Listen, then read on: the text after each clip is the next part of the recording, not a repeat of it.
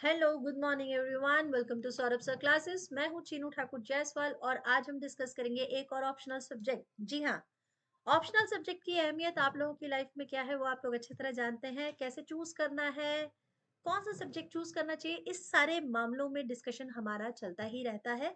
तो आप फटाफट से सौरभ सर क्लासेस को सब्सक्राइब कर लीजिए और जुड़े रहिए, क्योंकि बहुत सारे डिस्कशन हम लोग करने वाले हैं इस एग्जाम्स को लेकर। आज डिस्कशन होगा एंथ्रोपोलॉजी को लेकर, एक ऐसा सब्जेक्ट जो काफी फेमस होता जा रहा है डे बाय डे। तो उसका सिलेबस कैसे होगा, उसको हम कैसे कवर करवाएंगे, कैसे हेल्प करेगी सौरभ सर क्लासेस इस सब्जेक्ट को अचीव करने में बेस्ट नंबर, कम से कम 270 और 280 प्लस, ये टारगेट आपको रखना होगा मिनिमम। ठीक है, मैक्सिमम तो आपको 300 सवा 300 से ऊपर जाना चाहिए अगर आप टॉप में रहना चाहते हैं। ठीक है, तो चलो फटाफट से स्टार्ट करते हैं आज की class, anthropology optional. Okay, yes. दोस्तों, पहले ये क्लास स्टार्ट हो उससे पहले हम डिस्कस करते हैं कि भाई एंथ्रोपोलॉजी होती क्या है। ठीक है, तो एंथ्रोपोलॉजी का मतलब हुआ आपका, जो बेसिक डेफिनेशन अगर हम बात करें तो ह्यूमन स्टडी है। ठीक है, ह्यूमन स्टडी के बारे में पूरा, मतलब मनुष्य की जितनी भी स्टडी हो सकती है सब कर डाली एंथ्रोपोलॉजी उनने। इन्होंने इनका फिजिकल, इनका सोशल, इनका जो भी मैन का इनका पूरा जितना भी अतीत रहा होगा सब कुछ डिस्कशन आपका एंथ्रोपोलॉजी में होगा। ठीक है, anthro is called as the science of man and his behaviour. Yes, उसका टोटल जितना भी डिस्कशन हम करेंगे इस सब्जेक्ट को लेकर, जब आप इसका सिलेबस पढ़ते हैं तो आप देखेंगे कि कितना टॉपिक्स है, मतलब। और मिथ भी तो यही है, एक मिथ, हाँ, जो सबसे बड़ा मिथ है वो ये है इसका ह्यूज सिलेबस। ठीक है, आप किसी भी सब्जेक्ट की बात करें, अगर आप बात कर रहे हैं सिविल सर्विसेज एग्जामिनेशंस प्रिपेयर करने की, तो फिर बड़ा और छोटा सिलेबस से तो कोई फर्क पड़ता नहीं दोस्तों। ठीक है, बस आपको समझ में आना चाहिए, जो सब्जेक्ट आपको समझ में आ रहा है, जिस सब्जेक्ट को आप कर पा रहे हैं, स्कोर कर लेंगे, बस वही आपका ऑप्शनल सब्जेक्ट बन जाएगा। ठीक है, कंटेंट होना चाहिए प्रचुर मात्रा में। आप जो भी ऑप्शनल चूज कर रहे हैं उसके कंटेंट अवेलेबल है, अगर इंफॉर्मेशन अगर बहुत है उसकी तो आप जरूर कर डालेंगे। ठीक है, सॉरी सॉरी सॉरी। अब देखो, इसमें मेनली हमें दो पेपर करने हैं, सारे ऑप्शनल पेपर में दो ही करने होते हैं, है ना। पेपर वन और पेपर टू करेंगे। पेपर वन में जो सब्जेक्ट है वो स्पेशलाइजेशन से रिलेटेड है। ओके, पेपर वन में आप करेंगे socio cultural, socio cultural anthropology, और दूसरा आप करेंगे फिजिकल। ठीक है, फिजिकल एंथ्रोपोलॉजी। ये दोनों ही चीजें हम लोगों को पेपर वन में कवर करना है।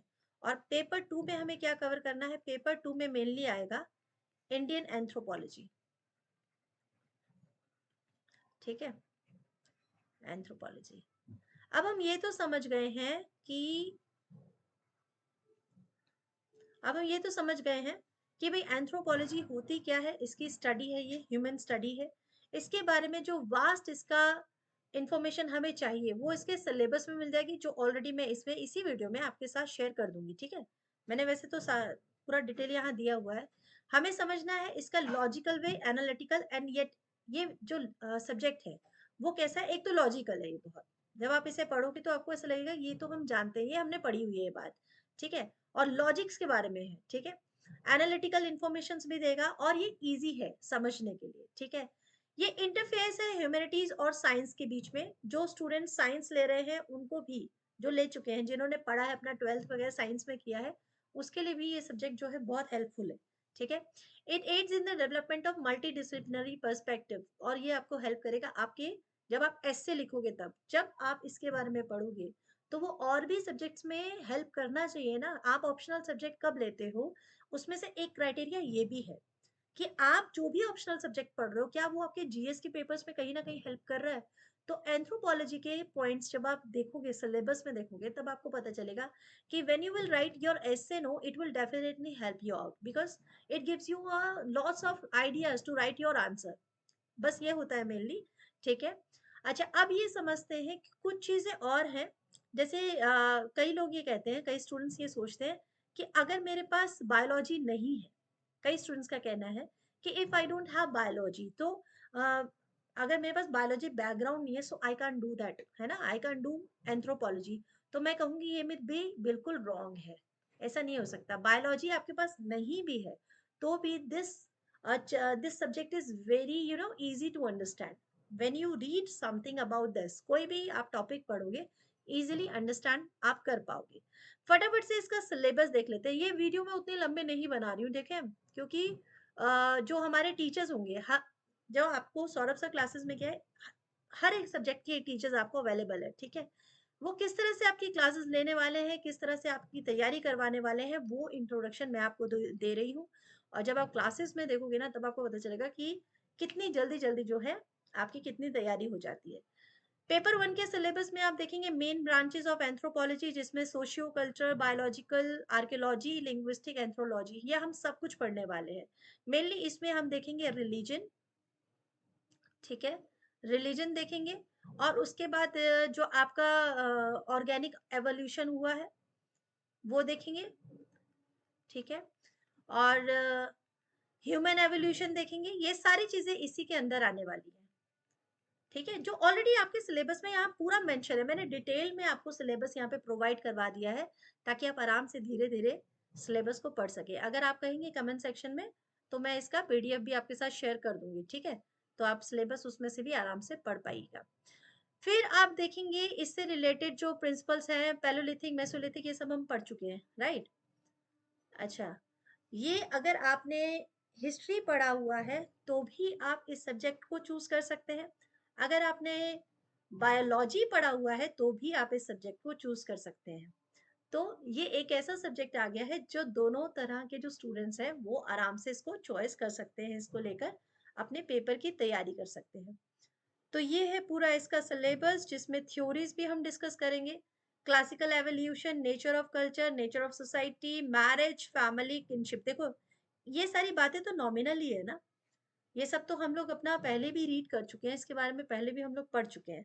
इकोनॉमिक ऑर्गेनाइजेशंस कौन कौन से थे, ठीक है, प्रिंसिपल क्या रहा होगा ऑर्गेनाइजेशंस का, ये सारी चीजें। उसके बाद पॉलिटिकल ऑर्गेनाइजेशन में हम पढ़ेंगे किंगडम के बारे में, ट्राइब्स के बारे में, ठीक है, पावर कैसे थी, कॉन्सेप्ट ऑफ अथॉरिटी क्या था, ये सारी चीजें डिस्कस होंगी। रिलीजन, आज का जो टाइम पीरियड है उसमें भी रिलीजन की जितने भी कॉन्सेप्ट्स है वो और क्लियर हो सकती हैं when you read about this, कि रिलीजन अंडर एंथ्रोपोलॉजी सब्जेक्ट, ठीक है। अप्रोचेज आपको पता चलेंगी, फेदिज्म और नेचुरिज्म, टोटेमिज्म, एनिमिज्म, तो बहुत सारी ऐसे जो ये कह सकते हैं साइकोलॉजी है, रिलेटेड है रिलीजन के साथ। कल्चर, लैंग्वेज, ये भी कनेक्टेड है आपका। फिर रिसर्च मेथड्स, यस, एंथ्रोपोलॉजी में आपके रिसर्च मेथड कैसे होंगे इसके बारे में डिस्कस होगा। ये सारी चीजें हम सौरभ सर क्लासेस के अंडर में ही आपका डिस्कस करवाएंगे। When we start our crash course, तो आप सिर्फ उसको ज्वाइन करो और उसके बाद आप देखो कि आपको क्या क्या उससे बेनिफिट्स होने वाले हैं, ठीक है। Field work tradition in anthropology, distinction between technique, method, methodology, tools of data collection. You have read this kind of thing in your research paper also. अगर आपने दिया है तो पहले, if you have given net examination, तो research वाला जो topic है, रिसर्च एप्टीट्यूड, ये तो आपका पूरा क्लियर होगा, राइट। पढ़ा ही है ना आपने ये वाला तो। अगर ये पढ़ा है तो फिर ये सारी क्लियर है। क्वेश्चनर क्या होता है, केस स्टडी किसे कहते हैं, लाइफ हिस्ट्री क्या होती है, ऑब्जर्वेशन, इंटरव्यू, ये सारी चीजें आपने ऑलरेडी पढ़ी हुई है, ठीक है।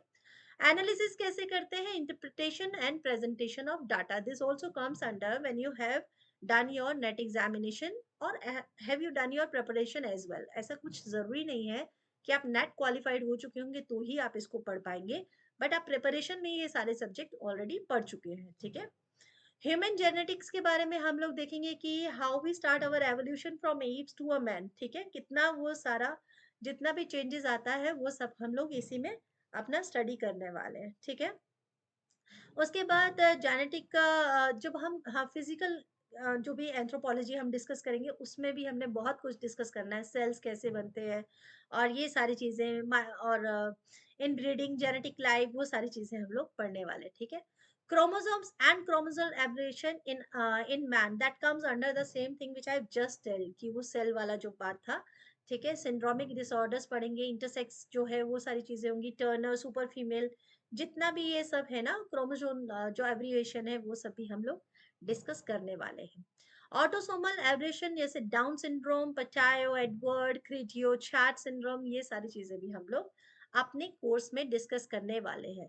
अब ये है सिलेबस, ठीक है, तो आप इसको पढ़ लीजिएगा सिलेबस को। सिलेबस के हिसाब से अब हम क्लासेस कैसे देने वाले हैं वो मैं आपको थोड़ा सा बता देती हूँ, ठीक है। तो कोर्स डिजाइन के बारे में थोड़ी सी इंफॉर्मेशन दे देती हूँ। कोर्स डिजाइन 500 मार्क्स का ये सब्जेक्ट होता है, जिसमें पेपर 1 और पेपर 2 होता है ना। Paper 1 250 marks, paper 2 250 marks. तो हमें कैसे इसको प्रिपेयर करना है, किस तरह की तैयारी होने वाली है सौरभ सर क्लासेस के दौरान, टीचर्स आपके साथ कैसे शेयर करेंगे अपनी नॉलेज को। सबसे पहले जो हमारी स्ट्रैटेजी है, स्ट्रैटेजी किस तरह से बनेगी कि प्री आपको क्लियर करना है, उसके लिए आपको जितनी भी इंफॉर्मेशन ऑब्जेक्टिव लेवल की होती है वो तो पहले क्लियर होनी ही चाहिए। उसके लिए हम पहले जो है PYQ, यानी सबसे इम्पोर्टेंट जिसे हम कह सकते हैं प्रीवियस ईयर पेपर्स जो होते हैं आपके। अब आप कहोगे मैम प्रीवियस ईयर पेपर्स तो हम लोग खुद भी कर सकते हैं, बिल्कुल आप खुद भी कर सकते हैं प्रीवियस ईयर पेपर्स।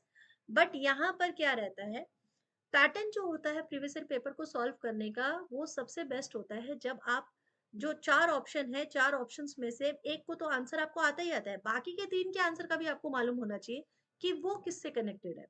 यानी you have to know all the 4 option which you have given in your question. This is more important than this कि हाँ मैंने एक पे टिक कर दिया, उससे ज्यादा बेटर इसलिए PYQ को क्लासेस में करना होता है। And approx we solve over 10 years, ठीक है। हम लोग लगभग 10 इयर्स को टारगेट करेंगे कि जो PYQ पेपर्स है 10 इयर्स का लेंगे। और ये भी नोटिस करेंगे कि जो आपके मॉक टेस्ट होते हैं, ठीक है, मॉक टेस्ट जो है वो कंटिन्यू होते जाए आपके। आपका एक टेलीग्राम ग्रुप बनाया जाएगा जिसके हिसाब से वो कंटिन्यूटी बनी रहेगी। Whenever we give any class, whenever we give any session, so we just send a link to on the Telegram channel कि where you can find out the PDF also, ठीक है। क्लासेस रहने वाली है 135 plus. जी हाँ, इतनी classes तो देनी ही चाहिए, और हो सके तो इससे ज्यादा भी देंगे। It depends if we covered our syllabus और नॉट, ठीक है। वैसे तो एंथ्रोपोलॉजी सब्जेक्ट जो होता है, when you start your class ना, यू विल फील कि it is not a very tough subject, it is very easy to understand, तो वो बहुत जल्दी कवर भी हो जाता है, ठीक है। लाइव क्लासेस भी आपकी होंगी, ठीक है, लाइव क्लासेस। और उसके बाद जो साथ साथ में होता है, जो इम्पोर्टेंट जिसे कह सकते हैं, वो होता है आपका कि राइटिंग प्रैक्टिस। आंसर राइटिंग बहुत जरूरी है when you are appearing your civil services exams. Answer writing is very very important, ठीक है। Why I would say so, because pre सबको ही निकाल लेता है लेकिन मेंस नहीं निकलता। Do you remember this dialogue, ठीक है, अभी मूवी एक निकली है ना। तो ये बिल्कुल सही बात है, बिकॉज आंसर राइटिंग का पैटर्न जो होता है ना, दैट्स नॉट इजी। अगर आपको इसके बारे में एक्सपीरियंस नहीं मिलेगा, कोई गाइडेंस नहीं मिलेगी, तो आप यहाँ आकर थोड़ा सा बंद सकते हैं। तो ये भी हमारे जो टीचर्स होंगे वो आपके साथ प्रैक्टिस करेंगे। How you right your answer in a particular time period, because time boundation is very important when you writing something. तो ये सारे जितने भी लुक आफ्टर है, ये हमारे ही क्लास में होंगे, ठीक है। और इसके अलावा जो होगा एक डाउट क्लियरिंग सेशन जो साथ ही साथ में अनाउंस किया जाता है। Doubt clearing session, please writing पे मत जाना यार, ठीक है। राइटिंग इससे बेटर है, मेरी थोड़ा टाइम लग रहा है और जल्दी अच्छी हो जाएगी। Doubt clearing sessions is continue with the classes because it's very very important when you solving any sample paper or if you solve any question paper. So maybe you will feel some doubts in your paper, ठीक है। कई बार ऐसा हो जाता है ना कि कुछ क्वेश्चंस जो होते हैं वो आपको लगता है कि बिल्कुल सही है, लेकिन फिर भी वो आपके एग्जामिनर्स को लगता है कि नहीं गलत है, तो वो गलत टिक करके और उसी के हिसाब से अपनी आंसर की भी लॉन्च कर देते हैं। बट ये डाउट क्लियरिंग सेशंस जो होंगे, इसमें इस तरह के आपके डाउट्स जो है सारे क्लियर हो जाएंगे। उसके बाद लास्ट में हम लोग when you complete your examinations, so next important part is your interview, right? So we'll also provide some important tricks or tips, ठीक है, important tips or tricks for your interview, ठीक है। यस, इसके अलावा जो कवर होगा ना, वो सब भी हम लोग कवर करेंगे अपनी क्लासेस में।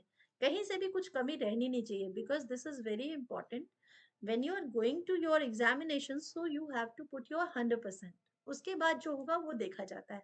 सो in the same way teacher also put their 100% to make you achieve in your life. तो बस उसी को फॉलो करने के लिए हम लोग भी कंसिडर करेंगे कि जो कोर्स डिजाइन होगा वो कुछ इस पैटर्न से होना चाहिए कि you will feel that I am ready to give this examination. Okay, so I think this would be enough for this.